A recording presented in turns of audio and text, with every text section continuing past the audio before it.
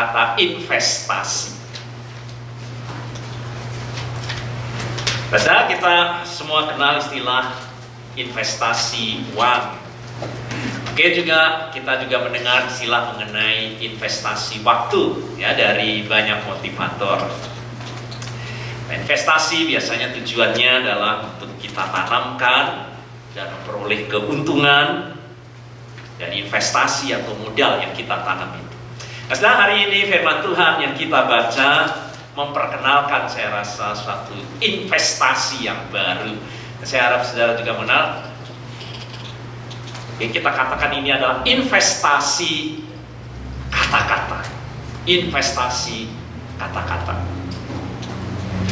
Sadarkah bahwa kata-kata kita juga adalah investasi? Berapa banyak menurut saudara setiap hari kita mengeluarkan kata-kata? Berapa banyak kata-kata yang keluar dalam setiap hari? Sangat relatif.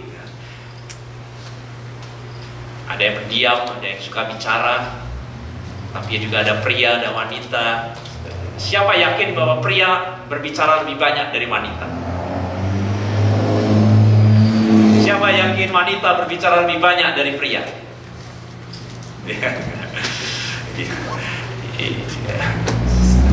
Generally ya, kita tidak bisa orang per orang, sangat subjektif. Tetapi penelitian yang dilakukan oleh para ahli, berapa banyak kata rata-rata dikeluarkan wanita ya, dari generally. Ternyata adalah setiap hari 20.000 kata saudara dari wanita. 20.000 kata wanita. Nah, terus saudara, pria lebih sedikit atau lebih banyak? Lebih sedikit? Berapa kira-kira? Kalau wanita 20.000, berapa banyak wanita? Separuhnya pria, separuhnya 5.000 ya saudara ya. Dalam penelitian ternyata memang dikatakan antara 5.000 sampai 7.000 kata per hari. Saudara. Itu berarti berapa persennya itu? Hanya seperempatnya, seperlima ya. Tapi mari kita sadari saudara, itulah investasi kita setiap hari, kata-kata yang kita ucapkan. Perkataan apa yang kita pilih dari kata-kata yang kita investasikan setiap hari. Perkataan apakah yang kita pilih dalam kita berbicara dengan pasangan kita, dengan anak kita, dengan orang tua kita, dengan menantu kita, dengan mertua kita, dengan rekan sekerja kita, dan orang-orang yang ada di sekitar kita tiap-tiap hari. Mari kita sadari hari ini firman Tuhan ingatkan kepada kita, ini sangat penting. Ini investasi. Apakah kita sering mengembangkan hal-hal yang buruk, atau kita lebih banyak meluangkan kata-kata yang membangun, yang memberkati, yang menguatkan. Dari 20.000 kata-kata wanita generally itu, kira-kira pernah saudara amati kata-kata apakah yang keluar dari 20.000 kata-kata wanita? Pria lebih sedikit kan dari wanita. Dan saya membaca dari harian Inggris Daily Mail dan melaporkan suatu survei penelitian. Jadi ini bukan di Indonesia, ini di Inggris, saudara. Dan di dunia barat mungkin tidak jauh dengan kita. Dikatakan bahwa rata-rata kaum wanita itu bergosip, itu berarti mempergunjingkan segala sesuatu selama 5 jam per hari. Ini bukan dalam konteks di Indonesia ya. Ini saya baca dari harian Inggris Daily Mail. Itu berarti dikatakan 298 menit setiap hari, sepertiga dari jam aktivitas mereka dipakai untuk bergunjing. Penelitian ini diadakan oleh karena mereka punya ratu Inggris dan biasanya jadi pergunjingan. Lalu mereka sekarang mau meneliti kira-kira bagaimana para wanita ini berbicara. Ternyata saudara, itu hasil penemuannya. Apa yang dibicarakan dalam bergosip dan bergunjing?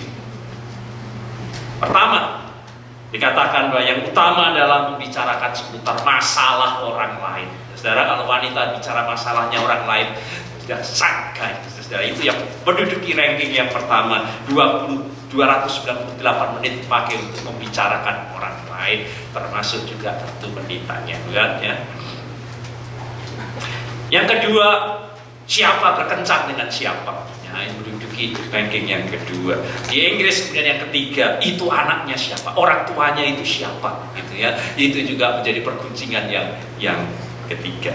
Saudara, hari ini saya mengajak kita dengan tema kita khotbah hari ini, membunuh atau memberi kehidupan. Mungkin agak aneh tema kita ini, tetapi saudara lihat ini berasal dari Amsal yang kita baca. Amsal pasalnya yang ke-18 ayat 21. Kalau dalam bahasa Inggris message sangat jelas. Word kill, word give life. Dua pilihan disebut di dalam Amsal ini. They are either poison and fruit, and you choose. Itu yang dikatakan di dalam bahasa message terjemahan dari Amsal 18 ayat 21. Membunuh dengan kata-kata kita, atau kita memberi kehidupan.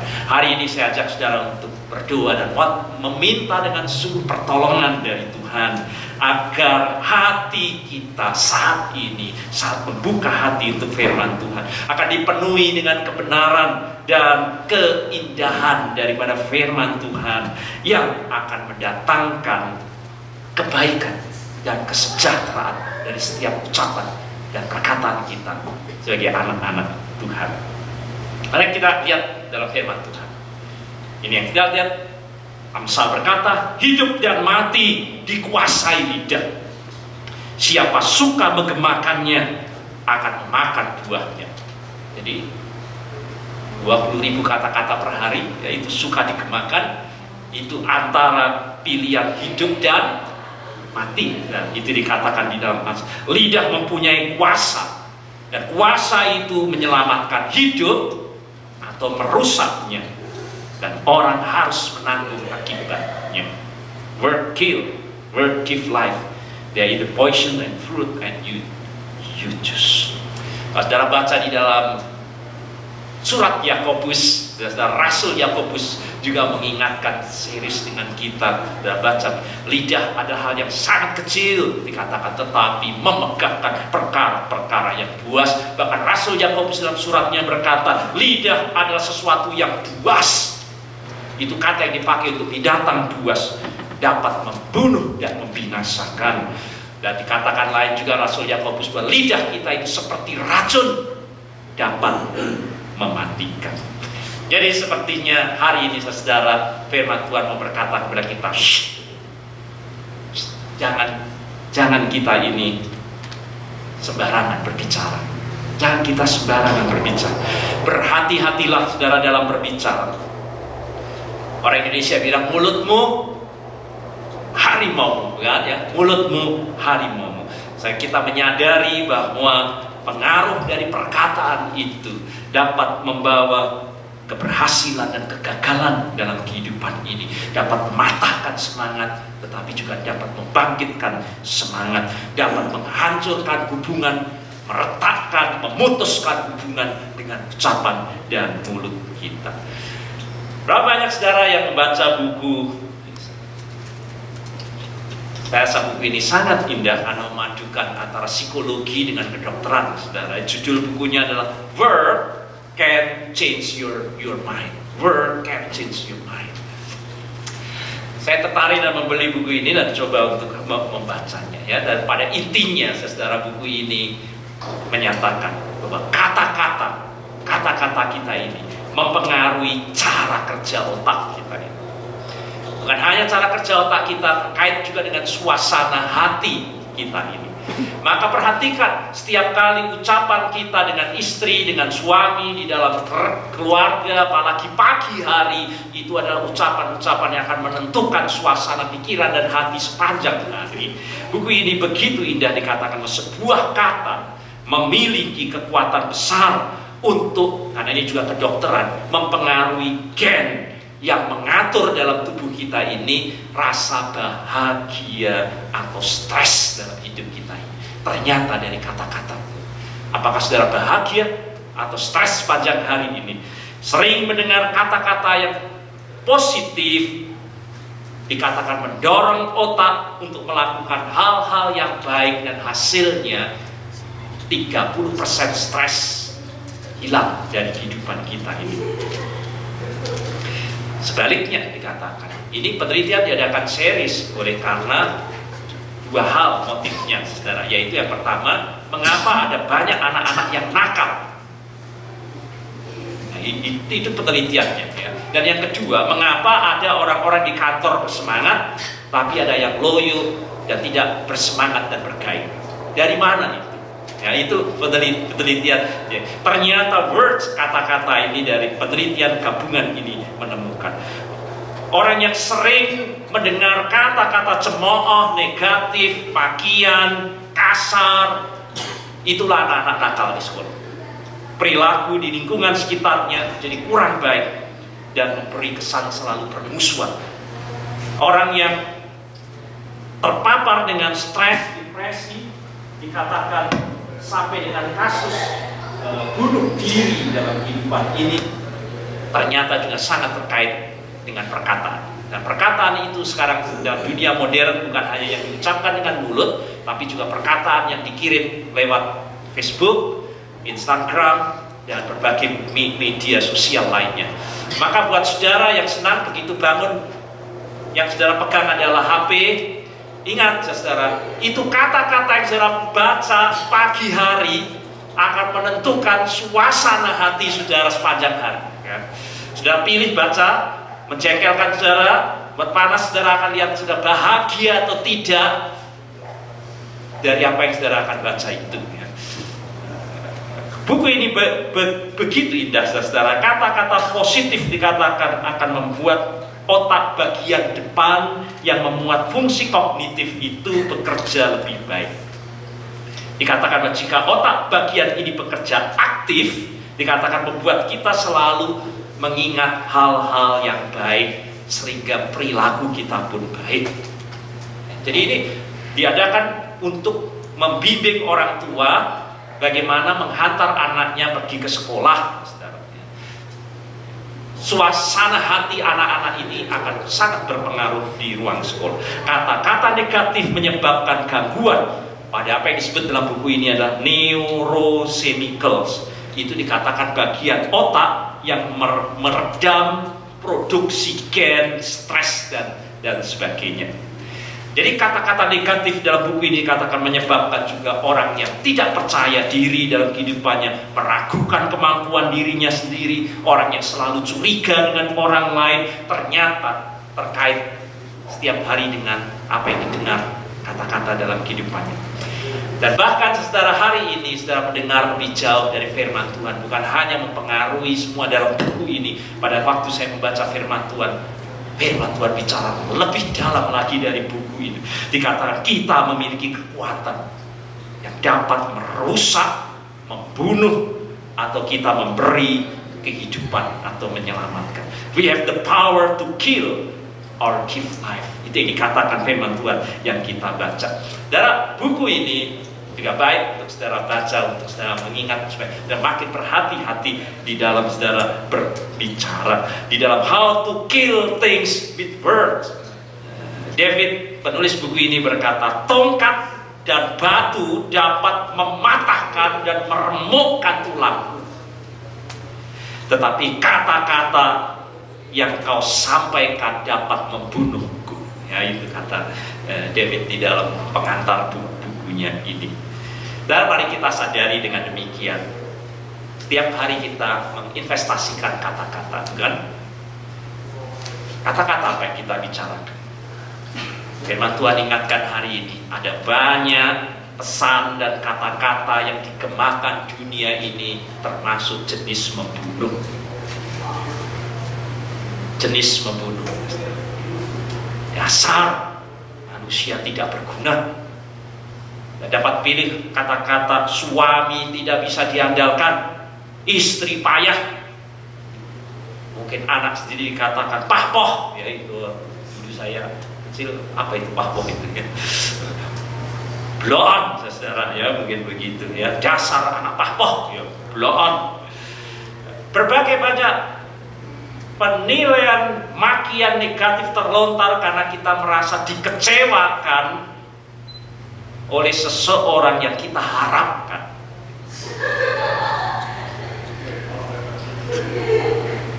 Dunia ini, firman Tuhan ingatkan saudara, bahwa memang dipenuhi dengan manusia yang selalu mau menyerang orang lain, melecehkan orang lain, menjatuhkan orang lain. Presiden Jokowi di salah satu pertemuan umat Islam mengucapkan hal yang saya rasa sangat memprihatinkan, ya, untuk kita perhatikan bersama. Presiden Jokowi mengungkapkan prihatinannya yang sangat dalam pidatonya melihat makin maraknya media sosial di Indonesia, itu entah Facebook, entah apapun yang dipakai dalam saudara, ternyata makin hari makin penuh dengan hinaan, sindir. Saudara tidak tahu, saudara, sekarang sudah muncul 3 calon DKI, masing-masing saudara mengeluarkan kata-kata, dan kata-kata yang makin kita lihat hinaan, saling sindir, bully dari kata-kata itu. Jokowi berkata, coba kita lihat bagaimana itu di media sosial kita sekarang ini, ya, saling menjelekkan, mencela, merendahkan, menghina, mengolok-olok, makin menjadi-jadi oleh karena orang tidak jumpa mata dengan mata. Tinggal ketik dan tulis, tidak tahu orangnya, maka orang makin berani untuk menulis hal-hal yang kotor, mengolok-olok, menghina. Sedih, kata Presiden, kita membaca komentar-komentar seperti itu. Kita kehilangan jati diri bangsa Indonesia yang sopan dan ramah, itu kata Presiden. Tapi itulah dunia, saudara. Sekali lagi, bahwa manusia saling menyerang, melecehkan, menjatuhkan. Tetapi firman Tuhan hari ini, saudara, mengajar kita untuk memberi alternatif yang lain. Kita dapat menjadi counterbalance. Saya harapkan setiap kali saya membuka Facebook, saya membuka ucapan, statement, teks dari kita orang-orang GKI Sanggose, tidak seperti dunia ini, penghinaan, pelecehan, makian, kata-kata kotor, merendahkan. Kita dapat memberikan counterbalance terhadap pandangan dan sikap dunia ini yang selalu negatif melihat orang lain. Kita dapat memiliki kuasa positif untuk memberi kehidupan, yaitu kata-kata yang menggemakan kehidupan, bukan kematian dalam hidup. Kata-kata yang dapat menopang, kata-kata yang dapat meneguhkan, kata-kata yang membangun dalam kehidupan ini, kata-kata yang membangkitkan semangat, kata-kata yang memelihara kehidupan, bukan yang melukai sesama kita.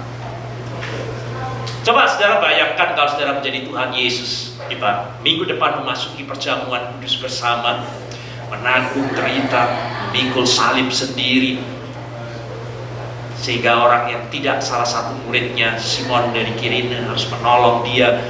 Di mana murid-muridnya? Tidak ada satupun yang dekat dengan dia. Semua murid lari. Petrus yang berkata, Guru, semua meninggalkan engkau. Aku sekali-kali tidak. Dan Petrus 3 kali mengkhianati dan menyangkal Tuhannya. Semua lari. Tidak ada yang mendampingi Tuhan Yesus. Kalau saudara bertemu dengan orang-orang yang dibimbing, diajar, dipimpin sendiri oleh Tuhan Yesus seperti ini, dan saudara bertemu kembali, dan lihat di dalam firman Tuhan, Tuhan Yesus bertemu kembali dengan murid-muridnya setelah kebangkitannya itu di pantai Tiberias. Kalau saudara jadi Tuhan Yesus bertemu dengan murid-murid seperti itu, kira-kira apa yang akan saudara katakan? Rasanya buat kita manusia, saya rasa wajar untuk menyapa murid-muridnya. Hei kamu Petrus, si mulut besar. Hai kamu orang-orang yang tidak berguna, 3 tahun dibimbing begitu rupa. Hai kamu mulut besar. Kamu para pecundang. Apa lagi, saudara? Saya dapat katakan banyak hal. Kamu pengecut. Mungkin itu manusia akan berkata demikian. Namun bacaan nanti kita baca pada waktu Tuhan Yesus bertemu dengan murid-murid yang gagal, yang memang pengecut, yang memang pecundang, yang memang tidak berguna, yang memang mengkhianati, apalagi Petrus. Namun Tuhan Yesus tidak menyapa dengan makian, dengan sumpah serapah.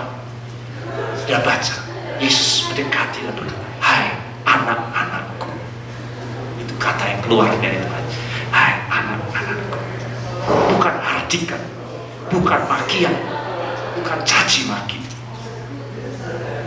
Perkataan Yesus mengampuni mereka, menerima mereka, membangkitkan kembali semangat murid-murid yang sudah hancur, tak berdaya oleh karena kuasa dosa dalam kehidupan ini, dan memulihkan mereka kembali, memberkati mereka kembali. Itu kata-kata yang keluar dari mulut Tuhan Yesus yang dikecewakan. Maka mari kita lihat di dalam firman Tuhan. Karena itu nasihatilah seorang akan yang lain. Itu berarti di tengah banyak kekurangan, di banyak kelemahan, di banyak orang yang jatuh, gagal, berdosa, bersalah, yang dibutuhkan bukan makian tetapi nasihat. Nasihatilah seorang akan yang lain dan saling membangunlah, membangun, encourage. Seperti yang memang kamu lakukan. Sebab itu hendaklah kalian tetap saling mendorong, dan itu yang dikatakan, dan saling menguatkan sama seperti yang kalian sedang lakukan sekarang ini. Teruskan, encourage one another and build each other up. Itu dalam terjemahan New International Version. Dan hari ini firman Tuhan mengatakan bahwa kita memiliki daya, bukannya kita memiliki daya, kita memiliki kuasa yang memberi kehidupan di samping dunia yang memakai kata-kata untuk membunuh, menghancurkan. Tetapi firman Tuhan ingatkan kepada kita, kita berbeda. Kita memiliki daya dan kuasa dengan lidah dan kata-kata kita ini yang memberi kehidupan, yang menggemakan kata-kata saudara yang dapat kita pilih membangkitkan encouragement. You are matter to me. Lebih membangkitkan gairah dan semangat. Kamu berarti dan penting dalam hidupku daripada kamu, hai manusia tidak ada gunanya. Engkau berharga di mata Tuhan. God love you. Dan dapat teruskan, masih ada banyak kata-kata pilihan yang lebih mendorong, yang membangun dalam kehidupan ini. Kata-kata positif. Mungkin saudara, dunia penuh dengan cemooh begitu. Mungkin Facebook saudara, tulisan saudara hari itu menjadi satu-satunya yang akan didengar orang di dunia ini, yang memberikan dorongan, yang menyatakan kasih Tuhan, yang menyatakan pengampunan Tuhan. Mungkin orang-orang dilihat tidak berharga lagi seperti perempuan bungkuk dalam bacaan kita, tetapi Yesus menyapa dengan sangat indah, hai kamu orang Yahudi. Itu hanya satu-satunya yang didengar oleh orang bungkuk ini. Semua mencemooh dalam kehidupan ini. Kita dapat menjadi suara rahmat, anugerah Allah dalam hidup orang-orang yang ada di sekitar kita. Menolong dengan kata-kata yang membangun dan memberikan dorongan dalam kehidupan ini. Saudara, ada seorang ayah yang memiliki anak berusia 15 tahun. Anak ini selalu bikin onar di sekolah, di gereja. Maka ayah ini menjumpai pendeta dan minta supaya anak ini didoakan sebenarnya. Tetapi pendeta ini menolak dengan tegas. Satu hal yang aneh adalah pendeta menolak untuk mendoakan ayah yang minta anaknya didoakan. Dia, sang pendeta berkata, jika saya terus-menerus berdoa untuk kebaikannya. Tetapi kamu yang tiap-tiap hari bersama dengan anak Anda itu selalu mengatakan hal-hal yang buruk tentang dia. Tak pahpoh, tak bloon, anak tidak berguna, anak bodoh, anak berandal, anak payah, dapat teruskan tiap hari. Mungkin karena kita kecewa melihat kelakuannya yang selalu onar, lalu kekecewaan kita keluar dengan kata makian kepada anak-anak kita itu. Dan pendeta ini berkata, hal itu membatalkan doa saya. Biar saya berdoa berkali-kali, tidak ada gunanya karena kamu sendiri membatalkannya. Saya akan berdoa untuk anak. Kalau hari ini kamu akan berubah dengan ucapan kata-kata yang kau katakan kepada anak-anakmu. Apa yang harus aku lakukan, kata ayah ini. Setiap hari mulai dengan bertelut dan katakan di dalam doamu kepada Tuhan, pemilik pusaka anakmu itu, Tuhan, anakku dalam pemeliharaan, anakku dalam kasih karunia-Mu. Aku percaya di dalam Kau anakku akan berhasil. Ia akan menjadi anak yang baik, ia akan menjadi anak yang taat, ia akan menjadi anak yang penurut. Dan yakini itu dan katakan yang baik. Pengharapanmu itu katakan kepada anak-anak, kepada anakmu itu. Saudara, hanya beberapa bulan pendeta bertemu kembali dengan ayahnya. Dan ayah ini bersaksi, sungguh-sungguh anaknya sudah berubah. Dan ada berapa banyak saudara kenal dengan seorang bernama Israel Houghton. Israel Houghton. Israel Houghton. Kita nggak kenal, penyanyi, ya, seorang penyanyi yang sangat terkenal di kalangan gereja. Tapi bukan hanya itu, juga dia dipakai Tuhan menjadi motivator yang sangat terkenal. Jamah banyak orang kalau dia menyanyi dan berbicara sebagai motivator. Dia bukan pendeta, tetapi penyanyi, tapi juga sekaligus motivator.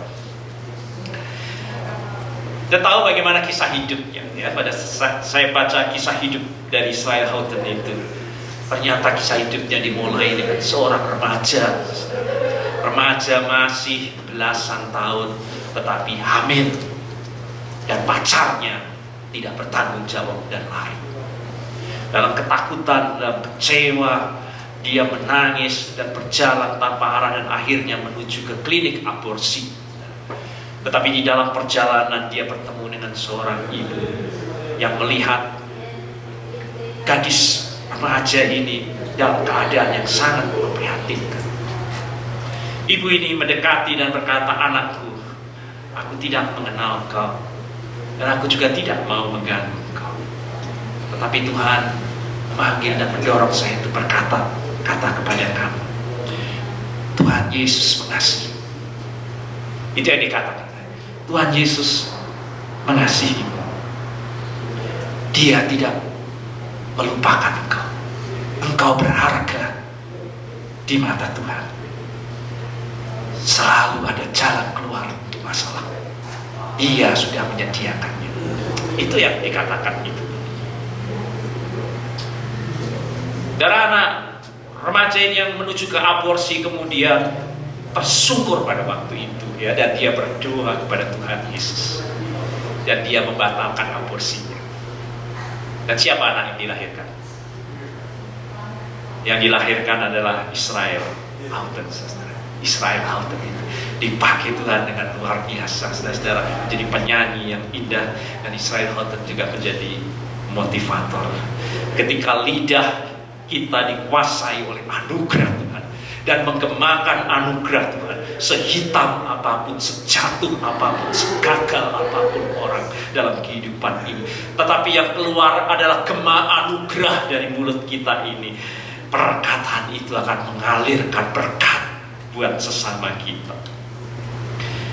Sebab itu kata firman Tuhan, mari kita mengejar apa yang mendatangkan damai dan sejahtera. Dunia tidak mengejar damai sejahtera, makian, perpecahan, pertikaian, konflik, membunuh pembunuhan yang mengerikan di antara sesama. Tidak demikian dengan engkau, mulai dari ucapan dan mulut kita yang mendatangkan damai sejahtera yang berguna untuk saling membangun. Roma 14 ayat 19. Sebab itu tujuan kita harus selalu untuk menciptakan kerukunan dan saling membangun, dalam bahasa Indonesia sehari-hari. Kembali dalam bacaan kita, saudara, Lukas pasal yang ke-13, tua wanita 18 tahun ini sudah bungkuk, dikatakan dikuasai oleh roh iblis. Orang-orang yang demikian ini terkutuk, saudara, dan itu dikatakan sudah kehilangan kemuliaannya dan tidak diakui lagi oleh orang Yahudi sebagai bangsa Yahudi.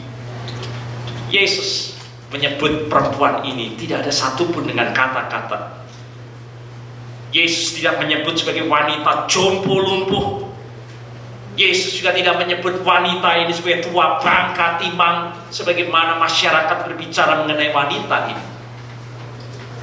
Wanita cacat, wanita bungkuk, wanita pincang, wanita jompo lumpuh, terkutuk, berdosa, dibuang oleh Allah. Itu image dari semua orang Yahudi mengenai orang bungkuk ini, yang dianggap seperti orang yang sakit kusta pada waktu itu, tidak boleh lagi dekat dengan manusia pada waktu itu. Tetapi Yesus bukan hanya menyembuhkan fisiknya. Saya baca tadi, Yesus menjamah dan berdiri. Tetapi yang lebih mulia, Yesus menyebut perempuan ini daughter of Abraham. Anak ini, perempuan ini disebut sebagai anak Abraham. Suatu penghormatan yang keluar dari kata mulut Allah. Di tengah caci maki begitu rupa, yang keluar dari mulut Tuhan, ini anak Abraham. Dalam kondisi apapun, ini anak Abraham. Dan itu membangkitkan semangatnya. Dan bukan hanya Tuhan Yesus memulihkan fisiknya, membangkitkan kembali harapan dan asa dalam kehidupannya. Dan meskipun itu hari Sabat, hari ini kita melihat bahwa asa pengharapan wanita ini, yaitu kondisinya baik jasmani maupun rohani, yang hancur oleh karena keputusasaan, adalah prioritas utama, lebih daripada kita dibatasi dengan berbagai macam aturan, entah Sabat, entah kesibukan kita. Ada prioritas yang disampaikan oleh Tuhan Yesus di dalam kehidupan ini. Saudara, encouragement, dorongan, itulah yang diingatkan dalam firman Tuhan untuk kita semua. Kalau kita mau memperkokoh kehidupan kita sebagai keluarga Allah, saudara mau membangun keluarga saudara menjadi lebih kokoh dan bahagia, dan diingatkan kita membutuhkan encouragement, dorongan satu dengan, bukan makian. Ada kegagalan, ada kejatuhan, ada dosa, ada kesalahan, ada banyak hal yang membuat hidup ini rubuh dan hancur oleh karena kuasa-kuasa dunia penuh dengan onak dan duri. Tetapi bukan makian. Encouragement, dorong. Di dalamnya sudah lihat ada praise, penghormatan, penghargaan. Perempuan bungkuk yang tidak ada artinya buat masyarakat Yahudi dihargai, dihormat. Yesus berkata bahwa rambut pun terhitung, dihargai. Confidence, membangkitkan confidence, membesarkan hati dan percaya diri. Inspiration, di dalam encouragement, memberi pencerahan, memberikan inspirasi. Maka saudara lihat di dalam perjanjian baru, kalau saudara setiap kali mendengar kata dorongan, encouragement, di situ saudara kata yang dipakai ternyata adalah to come alongside. Ini sangat penting buat kita. To come alongside. Itu kata yang dipakai untuk Roh Kudus. Ya, kalau Roh Kudus disebut, Roh Kudus adalah penghibur, bukan? Roh Kudus itu adalah pendorong buat kita. Tetapi kalau Roh Kudus itu disebut, Roh Kudus itu disebut dengan kata datang bersama, berdampingan, menjadi pendorong dan penghibur, yaitu Roh Kudus. Itulah kata saya. Itu berarti kita dapat menjadi pendorong dalam hidup kita ini, encourages, kalau kita memberi waktu dalam kehidupan kita ini untuk berjalan bersama, mendampinginya. berjalan bersama dan mendampinginya. Itu berarti kita berhenti seperti Yesus untuk hanya melihat kepentingan dalam diri kita sendiri, tetapi kita mulai keluar dan mencari dalam kehidupan kita ini. Itu yang dilakukan oleh Tuhan Yesus. Apa yang dapat kita lakukan adalah kita melihat sekitar kita, ada banyak orang yang membutuhkan dorongan dari kita, saudara. Ada banyak orang yang sedang membutuhkan dorongan dari kita. Nah, kita baca dalam firman Tuhan bahwa setiap orang di antara kita harus mencari kesenangan sesama kita demi kebaikannya, dan ini adalah untuk membangunnya. Maka sekarang, saudara, mari kita lihat hidup kita selama ini. Adakah kita secara konsisten menjadi sumber dorongan bagi orang-orang di sekitar kita ini? Kata-kata apakah yang lebih banyak keluar dari mulut kita ini? Saya harap saudara akan memulainya hari ini. Ambil keputusan buat kita. Kalau firman Tuhan sudah izinkan untuk masuk dalam hidup kita hari ini, buat komitmen dengan mulut dan lidah kita. Saya mulai berkomitmen hari ini, yang keluar dari mulut saya akan lebih banyak dorongan buat orang lain dalam kehidupan. Bayangkan gereja ini apa yang terjadi kalau yang keluar dari mulut kita satu dengan yang lainnya adalah encouragement, dorongan satu dengan yang lain. Yang kedua, ada banyak hal yang membuat orang tidak dihargai di dunia. Setiap orang berharga di mata Tuhan. Ajar saya Tuhan untuk menghargai orang dengan tidak melihat sukunya, status sosial, kaya, miskin, buruk, cantik. Manusia berharga di mata Tuhan. Yang ketiga, saudara, ambil keputusan dalam kehidupan ini. Saya mau fokus yang terpenting dalam kehidupan ini. Itu berarti kita mau keluar dari diri kita sendiri. Mampu juga untuk meninggalkan kesibukan kita sehari-hari untuk melihat orang lain yang membutuhkan dorongan dalam hidup kita. Kiranya Roh Kudus memenuhi kita, saudara, dan sama seperti Roh Kudus, penghibur dan pendorong itu, kita semua juga akan memberikan hati kita kepada orang lain, mendampinginya, ada di dalam sisinya. Dan seperti Tuhan Yesus kepada perempuan yang bungkuk ini, kembali lagi bangkit semangatnya dalam kehidupannya. Jadilah pemberi kehidupan dalam setiap perkataan dan ucapan kita. Amin.